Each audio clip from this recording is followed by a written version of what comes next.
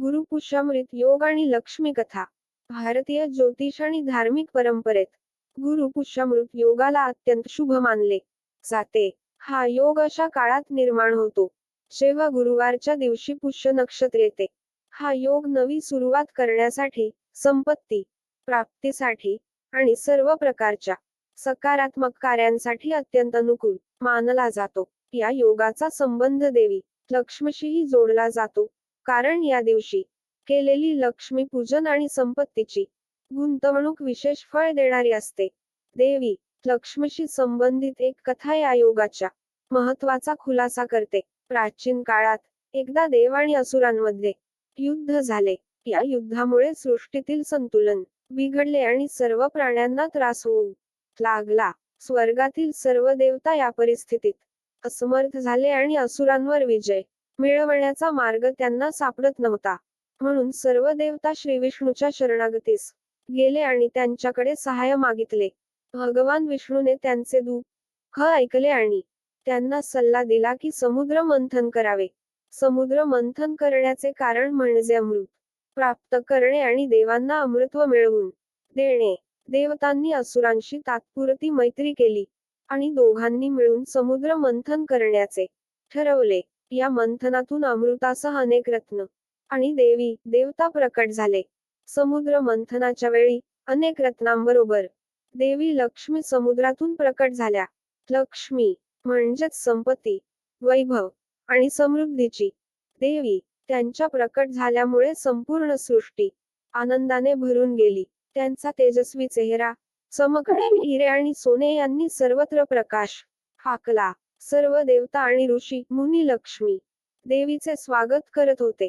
देवी लक्ष्मी ही केवळ संपत्तीचीच देवी नव्हे, तर सुख, शांती आणि आनंदाचे मूर्तिमंत रूप आहे. त्यांच्या कृपेमुळे जीवनात स्थिरता आणि संतुलन येते.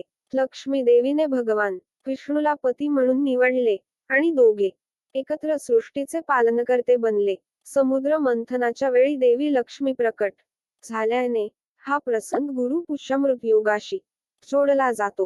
गुरुवार हा दिवस बृहस्पतीचा असतो, जो ज्ञान, संपत्ती आणि आध्यात्मिक उन्नतीचा प्रतीक आहे. आणि पुष्य नक्षत्र हे समृद्धी आणि स्थिरतेचे प्रतीक आहे.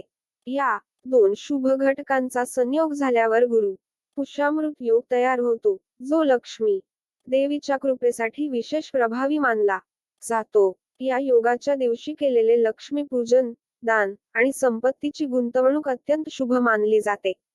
राजा ध्रुवसेनची कथा. या योगाशी संबंधित आणखी एक प्रसिद्ध कथा आहे जी एका भक्त राजा ध्रुवसेनच्या जीवनाशी निगडीत आहे. ध्रुवसेन हा एक साधा परंतु अत्यंत धार्मिक राजा होता. त्याला आपल्या राज्यात संपत्ती आणि वैभव नसेल तरीही त्याने सदैव धर्माचरण आणि प्रजाहित जपण्याचे काम केले. एकदा त्याच्या राज्यात मोठ्या प्रमाणात दुष्काळ पडला. लोक त्रस्त झाले, अन्नधान्याचा तुटवडा झाला आणि प्रजेने राजाकडे मदतीसाठी विनंती केली. राजा ध्रुवसेनाने अनेक प्रयत्न केले, परंतु कोणतेही प्रयत्न यशस्वी झाले नाहीत. शेवटी त्याने आपल्या राज्यातील सर्व पुरोहित आणि विद्वानांना एकत्र केले आणि त्यांच्याकडून सल्ला घेतला. विद्वानांनी त्याला सांगितले की लवकरच गुरुपुष्यामृत योग येणार आहे, जो संपत्ती प्राप्तीसाठी अत्यंत शुभ आहे. त्याने या दिवशी देवी लक्ष्मीचे विशेष पूजन करून तिची कृपा प्राप्त करावी. लक्ष्मी पूजन आणि आशीर्वाद. गुरुपुष्यामृत योगाच्या दिवशी राजा ध्रुवसेनाने लक्ष्मी पूजनाची मोठी तयारी केली. त्याने आपल्या प्रजेसोबत मिळून देवी लक्ष्मीची मनःपूर्वक पूजा केली. तो अत्यंत भक्तिभावाने देवी लक्ष्मीची आराधना करत होता आणि त्याच्या हृदयात प्रजेच्या सुखाची इच्छा होती. त्याच्या भक्तीने प्रभावित होऊन देवी लक्ष्मी प्रसन्न झाल्या. लक्ष्मी देवीने त्याला दर्शन दिले आणि विचारले, हे राजा, तुझी मनोकामना काय आहे? तू अत्यंत भक्तिपूर्वक माझी पूजा केली आहेस, मी तुझ्यावर कृपा करीन. ध्रुवसेनने अत्यंत नम्रपणे उत्तर दिले, हे देवी, माझ्या प्रजेच्या जीवनात समृद्धी आणा. त्यांना अन्न, पाणी आणि संपत्ती मिळो आणि ते सुखाने जीवन जगोत. देवी लक्ष्मीने त्याची विनंती मान्य केली आणि आशीर्वाद दिला, तुझ्या राज्यात आता कधीही दुष्काळ पडणार नाही. तुझ्या प्रजेला संपत्ती आणि समृद्धी प्राप्त होईल आणि तुझ्या राज्यात सदैव शांती नांदेल. राज्यात समृद्धीचे आगमन. लक्ष्मी देवीच्या कृपेने राजा ध्रुवसेनच्या राज्यात जल, अन्नधान्य आणि संपत्तीचे आगमन झाले. प्रजेला पाहिजे ते मिळू लागले आणि सर्वत्र समृद्धी नांदू लागली. लोकांनी राजा ध्रुवसेनचे आभार मानले आणि लक्ष्मी देवीची महिमा गायली. गुरु पुष्यामृत योगामुळे राजा ध्रुवसेनच्या राज्याला देवी लक्ष्मीचे आशीर्वाद मिळाले आणि राज्यातील दारिद्र्य दूर झाले.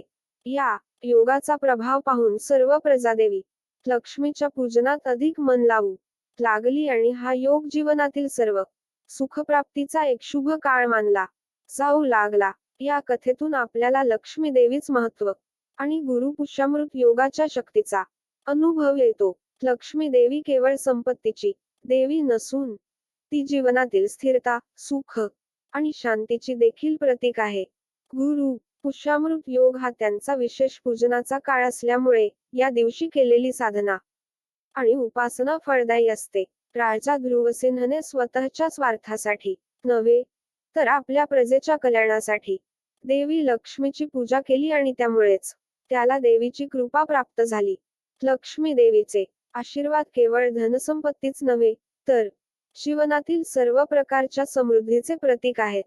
निष्कर्ष गुरु पुष्यामृत योग आणि लक्ष्मी कथा आपल्याला आध्यात्मिक दृष्टिकोनातून समृद्धीचे महत्त्व सांगतात.